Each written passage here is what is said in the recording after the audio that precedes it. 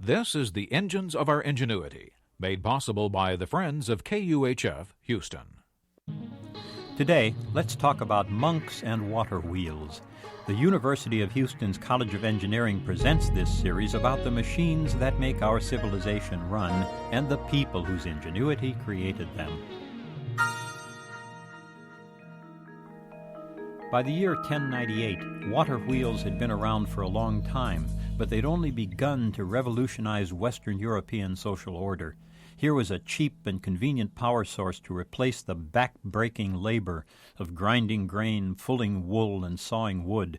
Labor had been the beginning and end of most people's lives through most of history, and now that was ready to change. That year, 1098, the Cistercian monastic order formed. 14 years later, St. Bernard took charge of the order. He moved it in a direction that would complete a major technological revolution. The Cistercians were a strict branch of the Benedictine order who fled worldly commerce to live, and I quote, remote from the habitation of man. Under St. Bernard, they achieved that life by setting up economic independence based on high technology. By the middle 12th century, the order rode the cutting edge of hydropower and agriculture. A typical Cistercian monastery straddled an artificial stream brought in through a canal. The stream ran through monastery shops, living quarters, and refectories, providing power for milling, wood-cutting, forging, olive crushing. It also provided running water for cooking, washing, and bathing, and finally, for sewage disposal. Cistercian monasteries were, in reality, the best organized factories the world had ever seen. Versatile and diversified, they represented a rather strange way of living, remote from the habitation of man, no doubt. But that is another matter for another day. Modern historians have been correcting the deeply ingrained idea that this was a dark age. The people who've passed down written records were generally remote from the world of making things.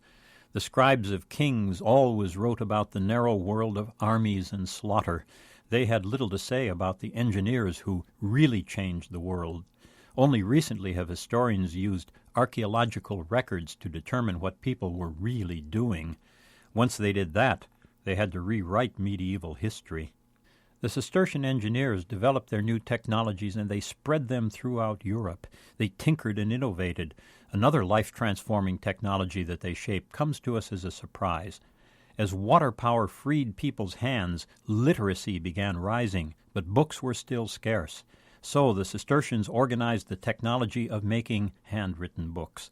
They developed the monastic scriptorium. They invented alphabetical indexing and pagination. They came as far as possible in mass-producing usable books before Gutenberg took bookmaking to another plane entirely. By the time 742 medieval Cistercian monasteries had done their work, European life had emerged from whatever dark age had been. It had finally emerged from a forest wilderness. I'm John Lienhardt at the University of Houston, where we're interested in the way inventive minds work.